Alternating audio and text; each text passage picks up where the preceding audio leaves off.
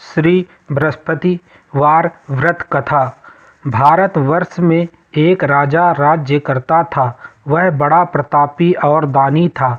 वह नित्य गरीबों और ब्राह्मणों की सहायता करता था। यह बात उसकी रानी को अच्छी नहीं लगती थी। वह ना ही गरीबों को दान देती, ना ही भगवान का पूजन करती थी और राजा को भी दान देने से मना किया करती थी। एक दिन राजा शिकार खेलने वन को गए हुए थे, तो रानी महल में अकेली थी। उसी समय बृहस्पति देव साधु के वेश में राजा के महल में भिक्षा के लिए गए और भिक्षा मांगी। रानी ने भिक्षा देने से इनकार किया और कहा, हे साधु महाराज, मैं तो दान पुण्य से तंग आ गई हूँ। मेरा पति सारा धन लुटाता रहता है। मेरी इच्छा है कि हमारा धन नष्ट हो जाए, फिर ना रहेगा बांस और ना बजेगी बांसुरी। साधु ने कहा, देवी तुम तो बड़ी अजीब हो। धन संतान तो सभी चाहते हैं, पुत्र और लक्ष्मी तो पापी के घर भी होने चाहिए। यदि तुम्हारे पास अधिक धन है तो भूखों को भोजन दो, प्यासों के लिए प्याऊ बनवाओ, मुसाफिरों के लिए धर्मशालाएं खुलवाओ। जो निर्धन अपनी कुंवारी कन्याओं का विवाह नहीं कर सकते, उनका विवाह कर दो। ऐसा और कई काम हैं जिनके करने से तुम्हारा यश लोक परलोक में फैलेगा। परंतु रानी पर उपदेश का कोई प्रभाव ना पड़ा। वह बोली, महाराज आप मुझे कुछ ना समझाएं। मैं ऐसा धन नहीं चाहती जो हर जगह बांटती फिरूं। साधु ने उत्तर दिया, यदि तुम्हारी ऐसी इच्छा है तो तथास्तु। तुम ऐसा करना कि बृहस्पतिवार को घर लीप कर पीली मिट्टी से अपना सिर धोकर स्नान करना, भट्ठी चढ़ाकर कपड़े धोना। ऐसा करने से आपका सारा धन नष्ट हो जाएगा। इतना कहकर वह साधु महाराज वहां से अलोप हो गए। जैसे वह साधु कहकर गया था, रानी ने वैसा ही किया। 6 बृहस्पतिवार ही बीते थे कि उसका समस्त धन नष्ट हो गया और भोजन के लिए दोनों तरसने लगे, संसारिक भोगों से दुखी रहने लगे। तब वह राजा रानी से कहने लगा कि तुम यहाँ पर रहो, मैं दूसरे देश में जाऊं, क्योंकि यहाँ पर मुझे सभी मनुष्य जानते हैं, इसलिए कोई कार्य भी नहीं कर सकता। देश चोरी परदेश भीख बराबर है। ऐसा कहकर राजा परदेश चला गया। वहां जंगल को जाता और लकड़ी काट कर लाता और शहर में बेचता। इस तरह जीवन व्यतीत करने लगा। एक दिन दुखी होकर जंगल में एक पेड़ के नीचे आसन जमाकर बैठ गया। वह अपनी दशा को याद करके व्याकुल होने लगा। बृहस्पतिवार का दिन था। एकाएक उसने देखा कि निर्जन वन में एक साधु प्रकट हुआ। वह साधु भेष में स्वयं बृहस्पति देवता थे। लकड़हारे के सामने आकर बोले, हे लकड़हारे, इस सुनसान जंगल में तू चिंतामग्न क्यों बैठा है? लकड़हारे ने दोनों हाथ जोड़कर प्रणाम किया और उत्तर दिया, महात्मा जी आप सब कुछ जानते हैं, मैं क्या कहूँ। यह कहकर रोने लगा और साधु को आत्मकथा सुनाई। महात्मा जी ने कहा, तुम्हारी स्त्री ने बृहस्पति के दिन वीर भगवान का निरादर किया है, जिसके कारण रुष्ट होकर तुम्हारी यह दशा कर दी। अब तुम चिंता को दूर करके मेरे कहने पर चलो तो तुम्हारे सब कष्ट दूर हो जाएंगे और भगवान पहले से भी अधिक संपत्ति देंगे। तुम बृहस्पति के दिन कथा किया करो।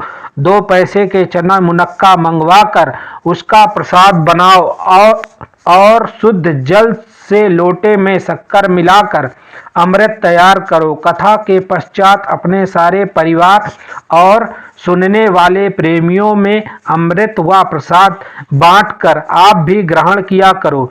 ऐसा करने से भगवान तुम्हारी सब कामनाएं पूरी करेंगे। साधु के ऐसे वचन सुनकर लकड़हारा बोला, हे प्रभु, मुझे लकड़ी बेचकर इतना पैसा नहीं मिलता जिससे भोजन करने के उपरांत कुछ बचा सकूं। मैंने रात्रि में अपनी स्त्री को व्याकुल देखा है। मेरे पास कुछ भी नहीं जिससे उसकी खबर मंगा सकूं। साधु ने कहा, हे लकड़हारे, तुम किसी बात की चिंता मत करो। बृहस्पति के दिन रोज जाना की तरह लकड़ियां लेकर शहर को जाओ, तुमको रोज से दुगना धन प्राप्त होगा, जिससे तुम भली भांति भोजन कर लोगे तथा बृहस्पति देव की पूजा का सामान भी आ जाएगा। इतना कहकर साधु अंतर्ध्यान हो गए। धीरे धीरे समय व्यतीत होने पर फिर वही बृहस्पतिवार का दिन आया।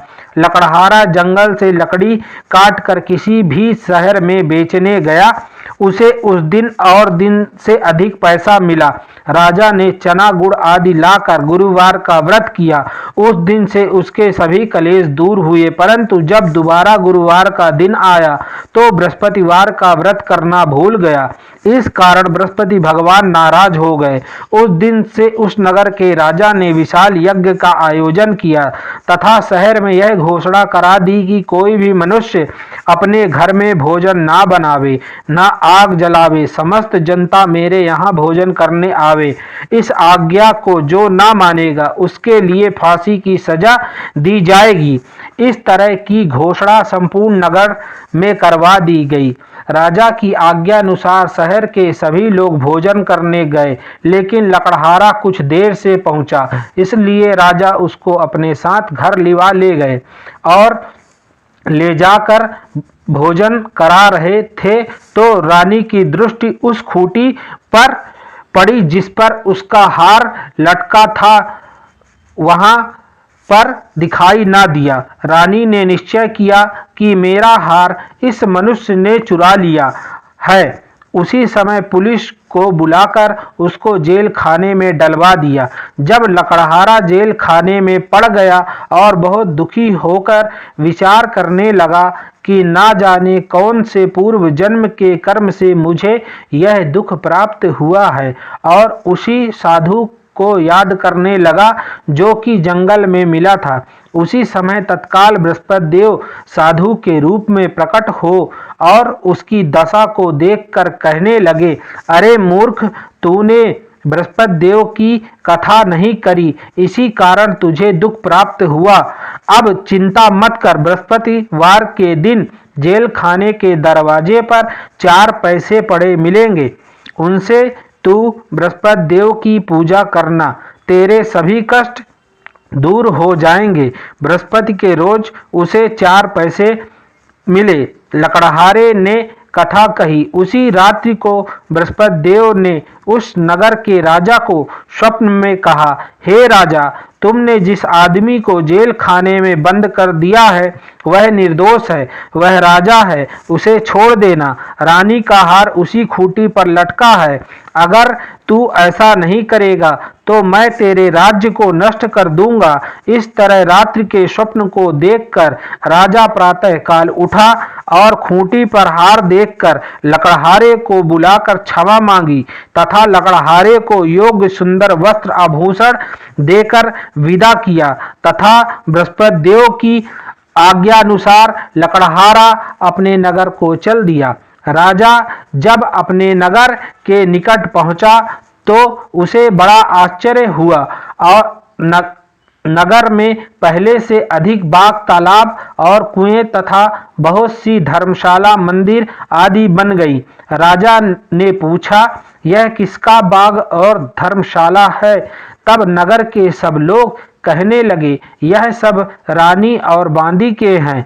तो राजा को आश्चर्य हुआ और गुस्सा भी आया। जब रानी ने यह खबर सुनी कि राजा आ रहे हैं तो उसने बांदी से कहा कि हे दासी, देख, राजा हमको कितनी बुरी हालत में छोड़ गए थे। हमारी ऐसी हालत देखकर वह लौट ना जाएं, इसलिए तू दरवाजे पर खड़ी हो जा।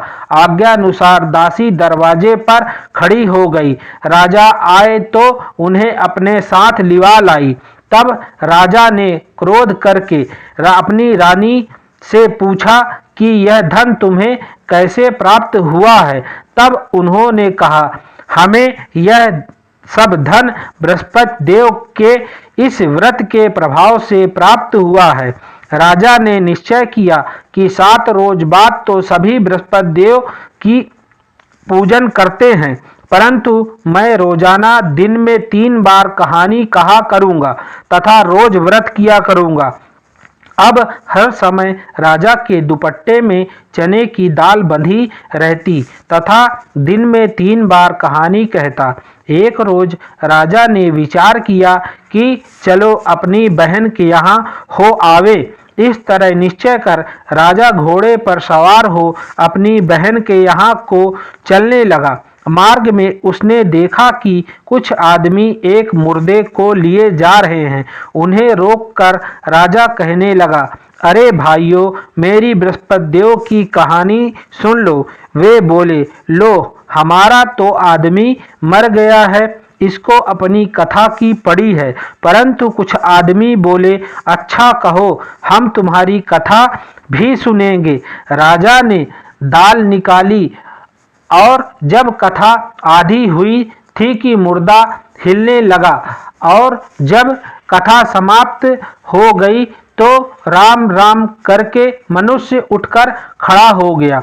आगे मार्ग में उसे एक किसान खेत में हल चलाता मिला। राजा ने उसे देखा और उससे बोला, अरे भैया, तुम मेरी बृहस्पतिवार की कथा सुन लो। किसान बोला, जब तक मैं तेरी कथा सुनूंगा तब तक 4 हरैया जोत लूंगा। जा अपनी कथा किसी और को सुनाना। इस तरह राजा आगे चलने लगा। राजा के हटते ही बैल पछाड़ खाकर गिर गए तथा उसके पेट में बड़ी जोर का दर्द होने लगा। उस समय उसकी माँ रोटी लेकर आई। उसने जब यह देखा तो अपने पुत्र से सब हाल पूछा और बेटे ने सभी हाल कह दिया। तो बुढ़िया दौड़ी दौड़ी उस घुड़सवार के पास गई और उससे बोली कि मैं तेरी कथा सुनूंगी, तू अपनी कथा मेरे खेत पर चलकर ही कहना। राजा ने बुढ़िया के खेत पर जाकर कथा कही, जिसके सुनते ही वह बैल उठ खड़े हुए तथा किसान के पेट का दर्द बंद हो गया। राजा अपनी बहन के घर पहुंचा। बहन ने भाई की खूब मेहमानी की। दूसरे रोज प्रातःकाल राजा जागा तो वह देखने लगा कि सब लोग भोजन कर रहे हैं। राजा ने अपनी बहन से कहा, ऐसा कोई मनुष्य है जिसने भोजन नहीं किया हो? मेरी बृहस्पतिवार की कथा सुन ले। बहन बोली, हे भैया, यह देश ऐसा ही है।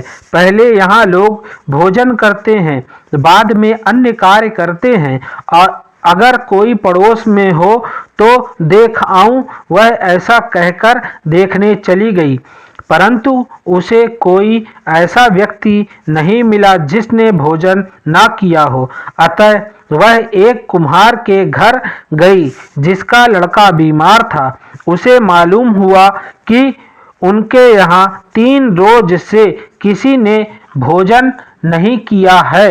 रानी ने अपने भाई की कथा सुनने के लिए कुम्हार से कहा। वह तैयार हो गया। राजा ने जाकर बृहस्पतिवार की कथा कही, जिसको सुनकर उसका लड़का ठीक हो गया। अब तो राजा की प्रशंसा होने लगी। एक रोज राजा ने अपनी बहन से कहा कि हे बहन, हम अपने घर को जाएंगे, तुम भी तैयार हो जाओ। राजा की बहन ने अपनी सास से कहा। सास ने कहा, हाँ चली जा, परंतु अपने लड़कों को मत ले जाना, क्योंकि तेरे भाई के कोई औलाद नहीं है। बहन ने अपने भैया से कहा, हे भैया, मैं तो चलूंगी, कोई बालक नहीं जाएगा। राजा बोला, जब कोई बालक नहीं चलेगा तब तुम क्या करोगी? बड़े दुखी मन से राजा अपने नगर को लौट आया।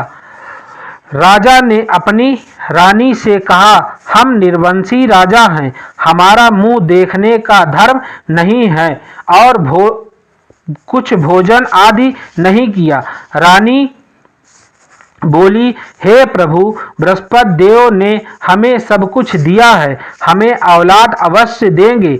उसी रात को बृहस्पति देव ने राजा से स्वप्न में कहा, हे राजा, उठ, सभी सोच त्याग दे, तेरी रानी गर्भ से है। राजा की यह बात सुनकर बड़ी खुशी हुई। 9वें महीने में उसके गर्भ से एक सुंदर पुत्र पैदा हुआ। तब राजा बोला, हे रानी, स्त्री बिना भोजन के रह सकती है, बिना कहे नहीं रह सकती।